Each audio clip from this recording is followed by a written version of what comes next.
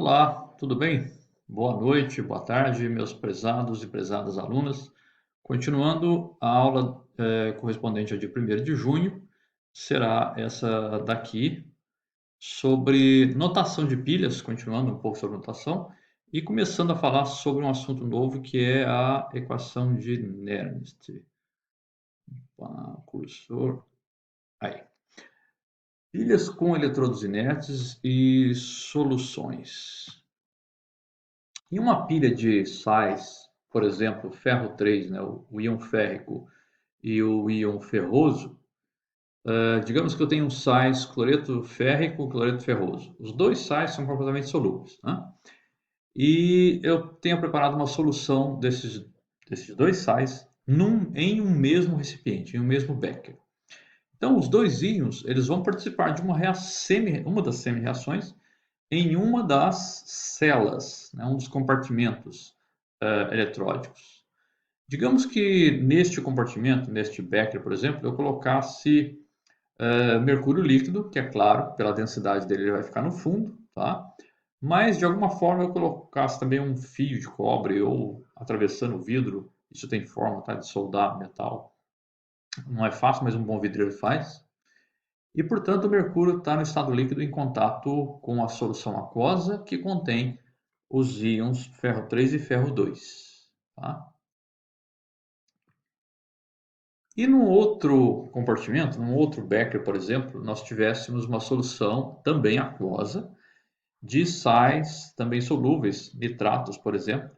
Nitrato de sério mais 3 e nitrato de sério 4. Né? Os íons do elemento sério. É um lantanídeo, né? Uma terra rara. E que o grafite fosse o eletrodo inerte neste compartimento. Grafite, carvãozinho, né? Igual carvão de escovas de motor elétrico. Quem já trocou escova de motor elétrico sabe o que são os carvões, né? A mesma coisa que grafite. E digamos que esses dois compartimentos também estivessem conectados por uma ponte salina. Como que ficaria a notação dessa pilha? Né? Então vamos ver. Primeira coisa para a gente responder essa questão de como que vai ficar a notação, precisamos encontrar os valores dos potenciais padrão de redução de cada uma das semi-reações. Então, para o par ferro 3 íon férrico, ganhando um elétron, se reduzindo a ferro mais 2, o íon ferroso, o potencial padrão, E maiúsculo aqui nós lemos potencial, e essa bolinha cortada, superescrito, né, o sobrescrito, se representa estado padrão. Então nós lemos potencial padrão seria igual a mais 0,77 volts para ferro 3 sendo reduzido a ferro 2. Da onde que eu tirei isso? Eu consultei uma tabela de potenciais padrão de redução. Isso tem no livro do Atkins, tá? Isso seria fornecido, seria um dado tabelado, em manuais, a gente encontra isso, ou em livros. Por outro lado, para o íon sério mais 4, ganhando um elétron, sendo reduzido a sério mais 3, em meio aquoso também, o potencial padrão de redução de sério 4 a sério 3 é mais 1,61 volts. Quando nós comparamos dois potenciais padrão de redução, aquele que for maior estiver mais positivo, né? Neste caso, mais 1,61 é maior que mais 0,77. Aí, se fosse os dois negativos, digamos que esse aqui fosse menos 0,77 e menos 1,61. Ora, menos 0,77 está mais próximo, né, numa escala crescente de potencial, do que menos 1,61. Ou seja, menos 0,77, se fosse menos aqui, tá? É maior que menos 1,61.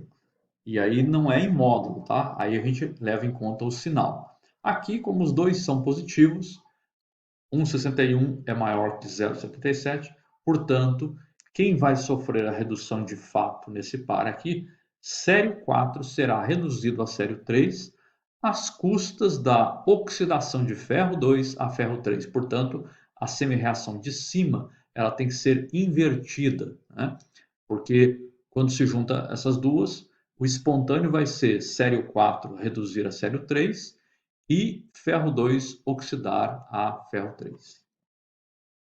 da onde se conclui que sério 4 é um oxidante mais forte do que o íon férrico, pelo valor dos potenciais padrão. Tá? Ferro 3 é um bom oxidante, mas sério mais 4 é mais forte ainda do que ferro 3. Portanto, nós dizemos a semi-reação anódica, ou oxidação, será o íon ferroso, ferro 2, e se transformando em íon ferro 3, férrico, e a semi-reação catódica será a redução de sério mais 4 a sério mais 3. Vamos lembrar, recordar. Por convenção, a notação na IUPAC de pilhas sempre vem primeiro, do lado esquerdo, o eletrodo que seja o ânodo, barra, separação interface, né? O compartimento ou a cela onde se encontra a mistura da reação anódica. Essa reação geralmente é em meio aquoso ou meio fundido, geralmente um líquido. Pode ser uma pasta também, tá? Desde que seja condutora iônica.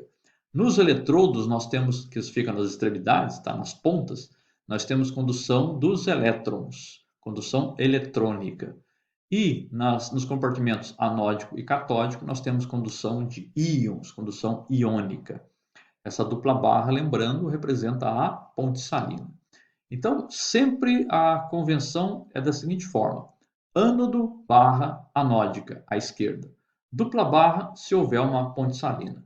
À direita, primeiro catódica e da ponta eletrodo, que é o cátodo. Isto é, na sequência vem ânodo está se oxidando, então o ânodo vem primeiro, depois anódica. A solução catódica, os íons que estiverem no compartimento catódico, eles estarão se reduzindo e depositando geralmente sobre o eletrodo, ou não, se for um eletrodo inerte. Tá? Neste caso, nós temos dois eletrodos inertes, o mercúrio e o grafite. Os dois, por que inertes? Porque eles não participam como reagentes na reação eletroquímica. Eles atuam como condutores de elétrons, mas não reagem nem com o ferro 2, ferro 3 e nem com o sério mais 4, sério mais 3.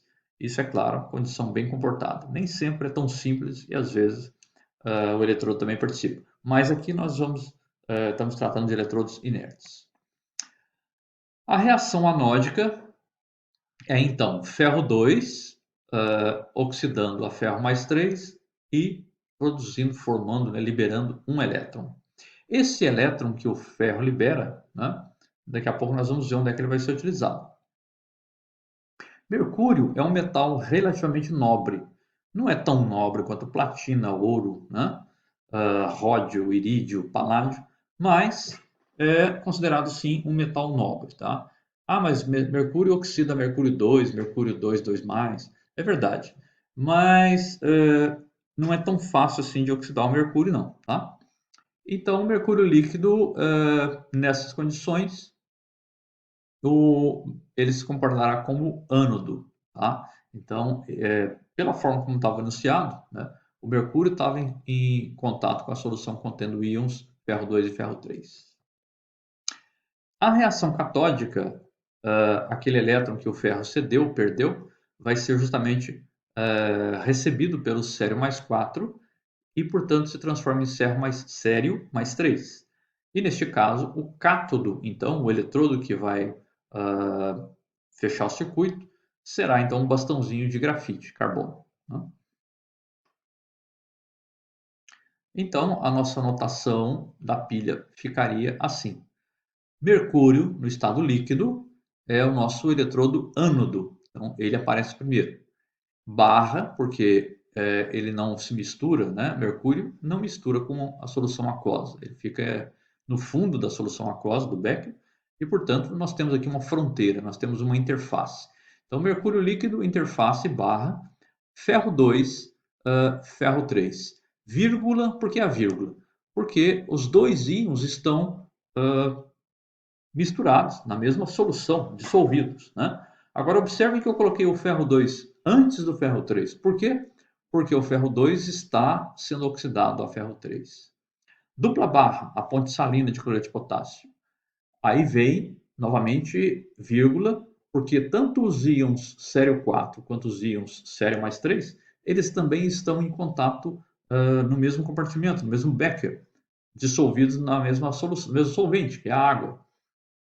E novamente observe que agora não foi à toa que eu coloquei o sério 4 antes e depois o sério 3. Ou seja, não é uma questão, vou colocar na ordem numérica 2, 3, então por que depois colocou 4, 3? Que é justamente porque é nessa ordem que acontece.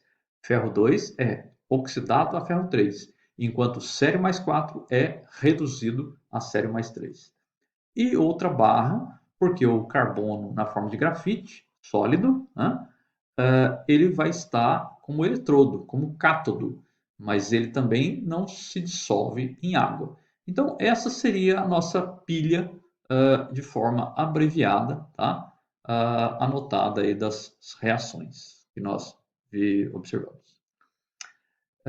Portanto, nós temos aqui ânodo barra meio anódico, dupla barra, que representa a ponte salina, meio catódico barra cátodo. Tá? Então, observe, nas pontas, nas extremidades, nós colocamos os eletrodos. Sempre na extremidade do lado esquerdo, o ânodo, e sempre na extremidade do lado direito, o cátodo. Isso por uma pilha galvânica, tá, gente? Pilha voltaica, ou seja, aquela reação eletroquímica que produz eletricidade, transforma energia química em energia elétrica.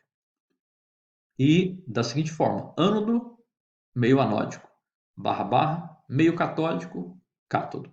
Tá? Isso independente dos eletrodos serem inertes ou não. O que seria um eletrodo não inerte? Aquele eletrodo que participa da reação. Nós já vamos ver no próximo exemplo. Tá? Dando continuidade. Então, aí, como eu acabei de falar, à esquerda o ânodo, à direita o cátodo e no meio, perto do ânodo, a solução anódica. Perto do cátodo, a solução catódica. Sempre dessa sequência, nessa ordem. Uma pilha galvânica, também chamada de voltaica, ela é espontânea, ou seja, ela é uma reação química que ocorre de forma espontânea. E a corrente elétrica, então, produzida por uma pilha galvânica, provém dessa reação que acontece no interior da mesma. Por exemplo, a chamada pilha seca, que na verdade não é completamente seca, tá? Ela é úmida, de Leclanché, era um suíço ou francês que inventou, lá nos anos 1800, e é aquela pilhazinha comum, as mais baratas, que a gente fala, as amarelinhas, a Helvac, tem a amarelinha, ela é baseada em cloreto de amônio, como está representado aqui. As alcalinas, ao invés de cloreto de amônio, você usa hidróxido-potássio, geralmente. Quem já teve a curiosidade de desmontar uma pilha, já observou que ela tem o quê? Tem primeiro uma carcaça de aço pintada, né? Aí se você abre essa carcaça de aço e tira um papelão, você vai encontrar uma capa cinza, também metálica, que é o ânodo, o envoltório de zinco, tá? Esse envoltório de zinco aqui. Se você cortar isso com cuidado, você vai encontrar uma pasta preta, que é uma mistura de dióxido de manganês, carvão em pó, cloreto de zinco e cloreto de amônio, se for uma pilha amarelinha. Se for alcalina, ao invés de cloreto de amônio, você vai ter uma mistura umedecida, né, com água de hidróxido de potássio. E no meio você vai encontrar um bastãozinho de grafite. Portanto, no ânodo, que é o próprio container, o zinco, que é a carcaça, metal sólido, ele se oxida, zinco 0 oxida a zinco 2 e fornece e libera 2 elétrons. É a reação de oxidação. Né? O cátodo, que é o bastãozinho de grafite, ele atua como um coletor de elétrons, condutor, mas o grafite mesmo não reage, não sofre nenhuma reação química. Então nós dizemos que ele é um eletrodo inerte. E o que acontece? Qual é a semi-reação de redução? Dióxido de manganês da pasta recebe esses 2 elétrons e, se for a comum que contém cloreto de amônio, então o manganês 4 é reduzido ao manganês 3 e libera amônia, que depois se combina com água. Tá? De tal maneira que tem uma reação global aí, que eu vou deixar para vocês fazerem como tarefa, e além dessa tarefa de escrever a reação global, escrever essa reação dessa pilha numa notação abreviada. Está acabando o tempo aqui do screencast, então eu já vou dar um pause aqui, pausar, e daqui a pouco a gente continua com a segunda parte da aula de hoje. Até já!